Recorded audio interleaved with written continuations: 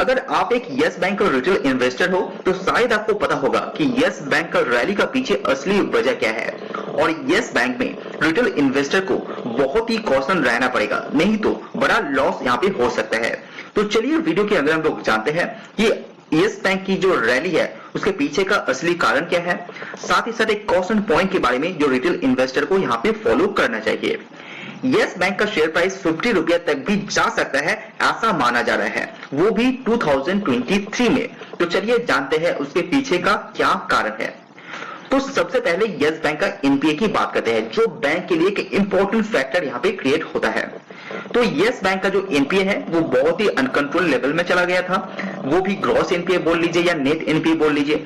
लेकिन उसके बाद जो न्यूज आया जेसी फ्लावर्स एंड एआरसी को जो ये एनपीए ट्रांसफर करने वाला है, उसके बदले में जो कैश यहाँ पे दिया जाएगा, इसका आरबीआई की यहाँ पे मंजूरी मिल चुका है। तो वो एक कारण है यस बैंक का रैली के पीछे। साथ ही साथ जो पैसा मिलने वाला था उसमें से एक मोटा हिस्सा यस बैंक को अभी अभी मिल जाएगा।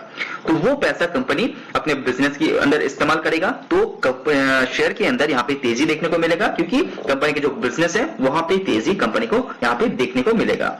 तो Q3 रिजल्ट बहुत ही ज्यादा इंपॉर्टेंट है। उस पर्टिकुलर रिजल्ट के बाद पता चलेगा कि यस बैंक का एनपीए किस तरह से रहेगा और कंपनी अपना जो पैसा यहाँ पे उठा रहा है वो कहां कहां पे खर्चा करेगा। जो दूसरा कारण है वो है कंपनी के अंदर प्रोविजन। पहले देखे होंगे कि प्रोविजन अच्छा खासा करना पड़ता था यस बैंक को, एनपीए जितना था उस हिसाब से प्रोविजन नहीं करता तो कंपनी के लिए और भी प्रॉब्लम क्रिएट हो सकता था। तो प्रोविजन के अंदर एक कटौती आपको बहुत जल्दी देखने को मिलेगा।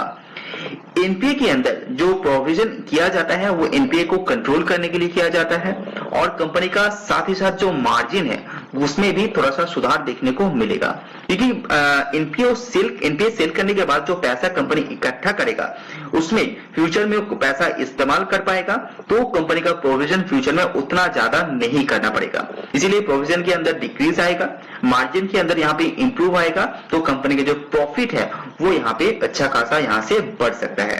तो ऑटोमेटिकली कंपनी की जो शेयर प्राइस है वो यहाँ पे बढ़ता रहेगा, क्योंकि कंपनी का जो अर्निंग पर शेयर है वो यहाँ पे इंक्रीज हो जाएगा। तो ये पॉसिबल है कि आगे आने वाले 6 या 9 महीने के अंदर कंपनी का शेयर प्राइस 50 रुपीज टच करे। तो ऐसा यहाँ पे मार्केट के अंदर पता चल रहा है कि with in 6 to 9 months yes bank का जो शेयर प्राइस है वो 50 रुपीज तक जा सकता है। तो यस बैंक का रैली का पीछे का और एक जो कारण है वो है कंपनी का लोन, कंपनी का एडवांसेस। तो कंपनी अपना एडवांसेस को जिस तरह से बांटा है वो भी अच्छा दिखाई दे रहा है। तो यस बैंक का पास जितना भी एनपीए था उसको कंट्रोल करने के लिए कंपनी जो कॉर्पोरेट लोन है उसको यहाँ पे डिक्रीज कर दिया है।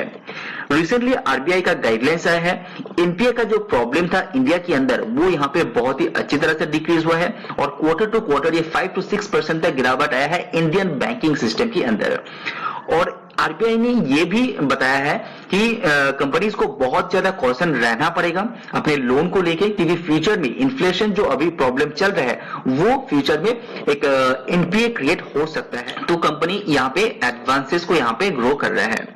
तो जैसे कि आप स्क्रीन में देख पा रहे हैं कि यस बैंक कॉर्पोरेट लैंडिंग के अंदर जहां पे सितंबर 2021 में 80,000 करोड़ यहाँ पे लोन बढ़ता था वो कम करके 65,000 करोड़ में आ चुका है। यानी कि यस बैंक का जो मेन प्रॉब्लम है वो है होलसेल लैंडिंग। तो कॉर्पोरेट के अंदर कंपनी यहाँ पे 6% क्वार्टर टू क्वार्टर एंड 18% आपका ईयर ऑन ईयर बेसिस यहाँ पे डिक्रीज कर दिया है अपने लोन को। तो फ्यूचर में उतना ज्यादा प्रॉब्लम कंपनी को नहीं फेस करना पड़ेगा जिस तरह से कंपनी फेस करके आ चुका है। इवन मिड कॉर्पोरेट की बात करें तो यहाँ पे कंपनी अच्छा खासा फोकस दे रहा है, जहां से कंपनी अच्छा खासा रिकवरी भी कर पाएगा।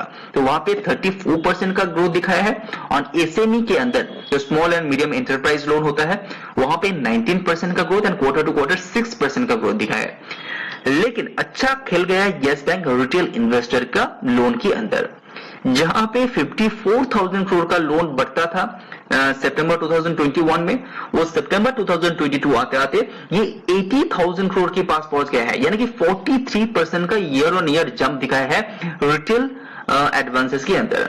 तो ये बहुत ही ज्यादा पॉजिटिव बात है यस बैंक के लिए, क्योंकि यस बैंक के पास वो पावर है कि अपने लोन को इस तरह से बढ़ पाए रिटेल इन्वेस्टर के अंदर।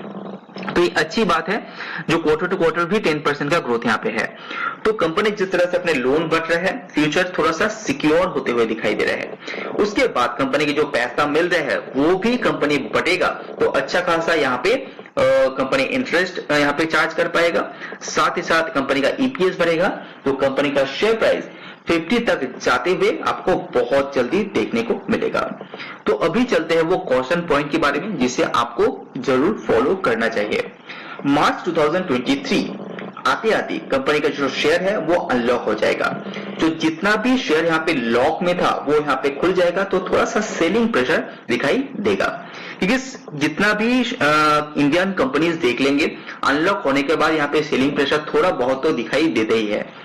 तो मैं ये बात बता रहा हूं कि बहुत सारा न्यूज जैसे आ रहा है कि 50 रुपीज जा सकता है, 100 रुपीज जा सकता है, ये एक ट्रैप भी हो सकता है फॉर रिटेल इन्वेस्टर। क्यों? क्योंकि यस बैंक के अंदर रिटेल इन्वेस्टर भर भर के यहाँ पे पैसा निवेश कर चुका है। तो ये ट्रैप में फंसने के लिए ये टोक यहाँ पे दिया जा रहा है। तो आप बहुत ही ध्यान से बारीकी से कंपनी को रिसर्च कीजिए, उसके बाद ही निवेश कीजिए, क्योंकि ये जो बहुत सारा न्यूज मार्केट के अंदर अभी दिखाई देगा जनवरी, फरवरी और मार्च के अंदर, ये बहुत सारा न्यूज फेक भी हो सकता है। तो इस पॉइंट को ध्यान में रखिए कि शेयर अनलॉक होने वाला है, तो अच्छी तरह से रिसर्च कीजिए, उसके बाद ही प्लीज निवेश कीजिए। तो अगर ये वीडियो पसंद आए तो आज वीडियो में इतना ही। सी यू ऑन नेक्स्ट वीडियो।